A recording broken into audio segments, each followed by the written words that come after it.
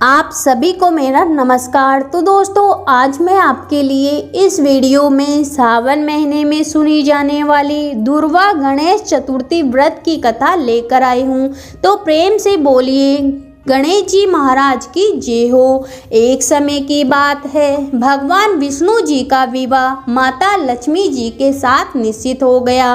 विवाह की तैयारियां होने लगी। सभी देवी देवताओं को निमंत्रण भेजे गए, परंतु गणेश जी महाराज को निमंत्रण नहीं दिया गया। कारण जो भी रहा हो, अब भगवान विष्णु जी की बारात जाने का समय आ गया। सभी देवी देवता अपनी पत्नियों के साथ विवाह समारोह में आए।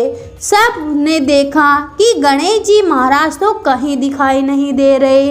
तब वे आपस में चर्चा करने लगे कि क्या गणेश जी महाराज को न्योता नहीं दिया या वे स्वयं ही नहीं आए। सभी को इस बात पर आश्चर्य होने लगा। तभी सबने विचार किया कि भगवान विष्णु जी से ही इसका कारण पूछा जाए।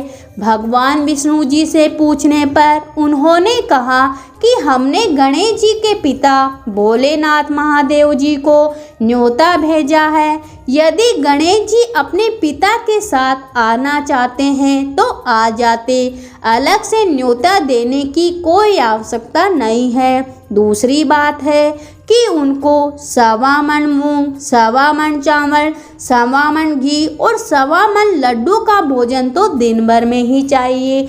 यदि गणेश जी नहीं आएंगे तो कोई बात नहीं, दूसरे के घर जाकर इतना सारा खाना पीना अच्छा नहीं लगता। इतनी वार्ता कर ही रहे थे कि किसी ने सुझाव दिया, यदि गणेश जी महाराज आ जाए तो उनको द्वारपाल बनाकर बैठा देंगे कि आप घर की याद रखना। आप तो चूहे पर बैठकर धीरे धीरे चलोगे, बारात से बहुत ही पीछे रह जाओगे। यह सुझाव सबको पसंद आ गया तो भगवान विष्णु जी ने भी सहमति दे दी। होना क्या था, इतने में गणेश जी महाराज भी वहां आ गए और उन्हें समझा बुझाकर घर की रखवाली करने बैठा दिया। बारात चल दी। तब नारद जी ने देखा कि गणेश जी तो दरवाजे पर ही बैठे हुए हैं। तो वे गणेश जी के पास गए और उनसे रुकने का कारण पूछा। गणेश जी कहने लगे कि विष्णु भगवान ने मेरा बहुत अपमान किया है। नारद जी ने कहा कि आप अपनी मूषक सेना को आगे भेज दीजिए, तो वह रास्ता खोद देगी, जिससे उनके वाहन दस्ती में धंस जाएंगे। तब आपको सम्मान पूर्वक बुलाना पड़ेगा। अब तो गणेश जी महाराज ने अपनी मूषक सेना को जल्दी से आगे भेज दिया और सेना ने जमीन पोली कर दी। जब बारात वहां से निकली तो रथों के पहिए धरती में धंस गए। लाख कोशिश करे परंतु पहिए नहीं निकले। सभी ने अपने अपने उपाय किए परंतु पहिए तो नहीं निकले, बल्कि जगह जगह से टूट गए। किसी के समझ में नहीं आ रहा था कि अब क्या किया जाए। तब तो नारद जी ने कहा, आप लोगों ने गणेश जी महाराज का अपमान करके अच्छा नहीं किया। यदि उन्हें मना कर लाया जाए तो आपका कार्य सिद्ध हो सकता है और यह संकट भी टल सकता है। शंकर भगवान ने अपने दूत नंदी को भेजा और वे गणेश जी महाराज को लेकर आ गए। गणेश जी महाराज का आदर सम्मान के साथ पूजन किया। तब कहीं रथ के पहिए निकले।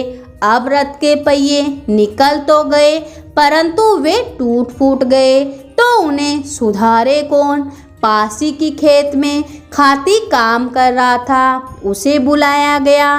खाती अपना कार्य करने से पहले श्री गणेशाय नमः कहकर गणेश जी महाराज की वंदना मन ही मन करने लगा। देखते ही देखते खाती ने सभी पहियों को ठीक कर दिया।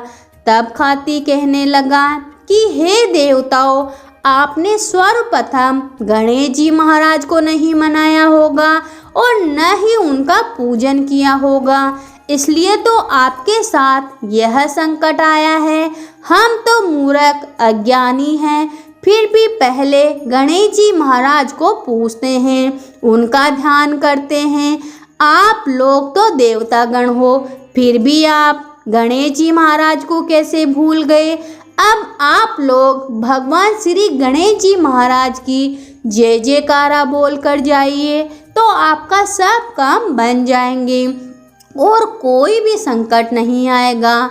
ऐसा कहते हुए बारात वहाँ से चल दी और भगवान विष्णु जी का विवाह माता लक्ष्मी जी के साथ संपन्न करा के सभी सकुशल घर लौट आए।